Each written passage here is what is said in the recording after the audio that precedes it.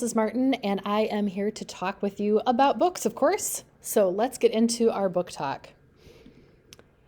Before we get started, I just wanted to point out that on each of the slides that we have in the book talk presentations, we do have at the top the title and author listed for you, so that if you are looking to find this book title in the library collection, you'd be able to find it by going to the shelves and looking under the author's last name. So for example, with this one, we would be looking under the M's for McNeil. We also have the cover of each book on here so that you can easily find it when you are in the library. And in the top right corner, the genre listed, so that as you are looking in the library as well, you're able to locate it by looking at the signs on the sides of the shelves, as well as on the spine of the book. If we were looking for this particular one, we would first go to the shelves that have the mystery signs on them. Then we'd be sure that we are looking for the books that have the mystery sticker on the spine. And then we'd be looking again by author's last name. So we'd be looking for the MCN authors in that mystery section. Let's go ahead and get started with our first book to share today, which is Ungifted by Gordon Korman. This is one of my favorite authors in our humor section. If you're looking for funny books, he is a no-brainer when it comes to that. He just writes really funny stuff for middle school students. Ungifted is about a kid named Donovan Curtis who has definitely not ever been called gifted before. In fact, he's probably been called a lot of other things that are pretty far from gifted. He has pulled all kinds of stunts at school, gotten himself into all sorts of trouble, and this time he's maybe taken it a little too far. He does a stunt at school on the first few pages of the book that get him thrown into the principal's office, and the principal is so sick and tired of everything that Donovan has done. The principal just says, you know what, that's it. I've had it. I'm going to fill out the paperwork and send you into a detention program. You've got to learn your lesson here. But that paperwork gets messed up and disorganized, and instead of getting thrown into detention, Donovan winds up in a special program for gifted and talented students. Oh my gosh. Something like this, it's bound to be funny, and of course it is in this book. This is obviously not what Donovan had intended to have happen, but there could not be a more perfect hideout for someone like him. Well, that is, if he can manage to fool everybody who's there, all these genius students, into thinking he's just as smart as they are. And at first, it's not looking like that's going to go so well. All these kids know a lot of things, and they are really bright. They're problem solvers. And he, so far, at least at the start, does not seem to have those, shall we say, gifts. Check out Ungifted by Gordon Korman. Find out what exactly that robot's all about on the front cover. And if you've already read Ungifted, but you have not yet read the sequel, check out Super Gifted as well by Korman in humor.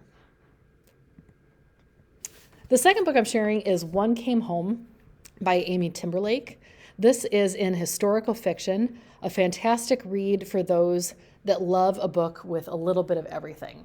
If you're looking for something that has some mystery, some adventure, some history, this is the book for you. This is about a girl named Georgie who back in the 1870s is living in Placid, Wisconsin, and is known really for two things. She is amazing with a rifle, and she has the habit of running her mouth off when she shouldn't. Tends to get herself into trouble by saying too much when she really ought to keep her mouth shut. Well, Georgie blurts out something that she shouldn't in their small town, and it upsets her older sister Agatha to the point where Agatha then runs away from home. Georgie figures this isn't a big deal. Agatha has gotten really upset about things before. Well, Georgie, the next day, discovers that Agatha, it turns out, maybe just didn't run away. It's maybe that she's actually now missing. And the sheriff takes off to try to find her. Sheriff comes back and lets everyone know that he's sorry to report, but Agatha's body has been recovered. Agatha's blue-green ball gown that she was wearing is on this body that the sheriff has brought home. Everyone, of course, is distraught. They can't believe this has happened. They're trying to piece together, what could have happened to Agatha while she was away. But Georgie doesn't buy it. She's just positive that that is not the body of her older sister.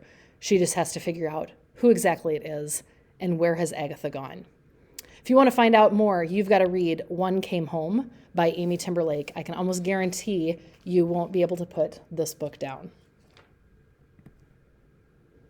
Pax by Sarah Pennypacker is the first in a 2-book collection in our adventure section. This story is great for those who've ever had a special pet or an animal that has meant something to them, or even if you're just an animal lover.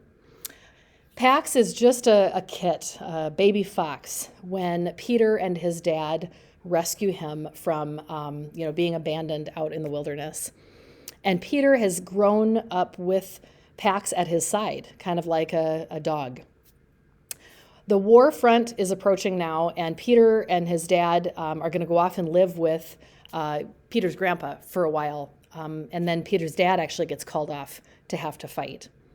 The biggest problem, though, is that Peter's grandpa has said, no foxes. Pax can't come and live here at the same time. So Peter and his dad and Pax are all riding in the car, and Peter's dad pulls off into a clearing. He tells Peter, why don't you get out the little green army toy that Pax loves to go and fetch. And Peter does as he's told. He throws it. Pax excitedly runs out to get it, picks it up in his mouth, turns around to bring it back to his owner, and all he sees is Peter and his father driving off away. They've left Pax behind.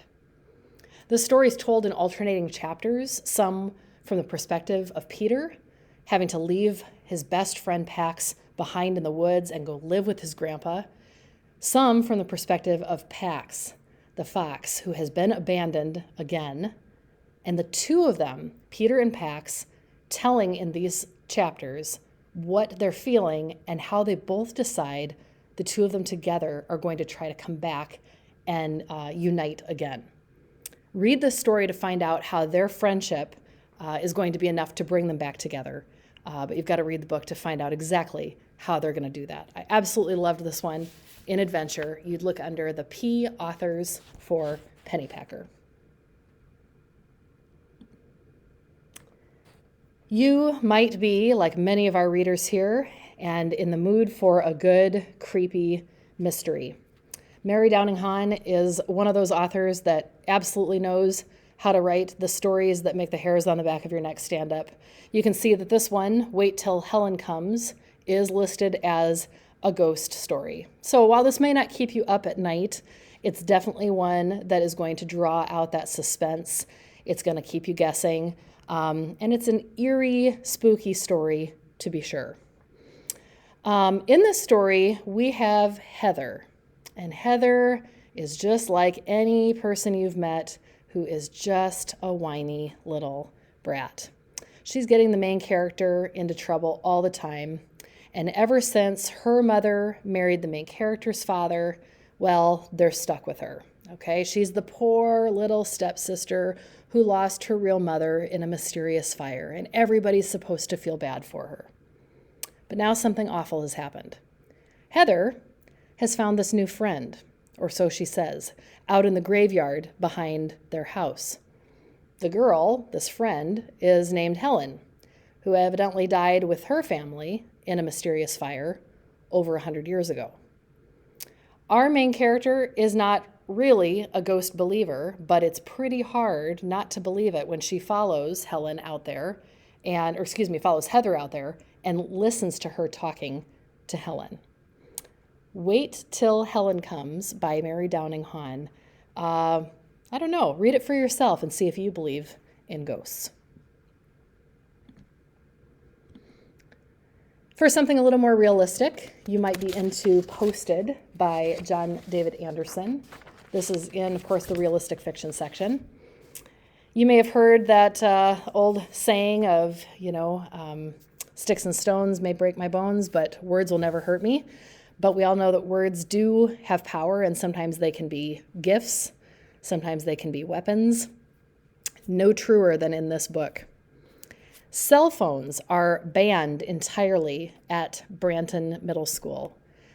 They've caused such an uproar that they are not even allowed to be brought into the building. They can't be seen. If they are, they're immediately taken. Students get into huge trouble if they have them. So because of this, our main character, Frost, decides he, with his friends, are going to come up with a new way to communicate. They've got to talk to each other. What are they going to do if they don't have their cell phones? They're going to leave Post-it notes, sticky notes, all over the school. They put them on lockers. They put them out in the hallways, on the bathroom stalls, in the cafeteria. There are Post-it notes everywhere for them to communicate with each other.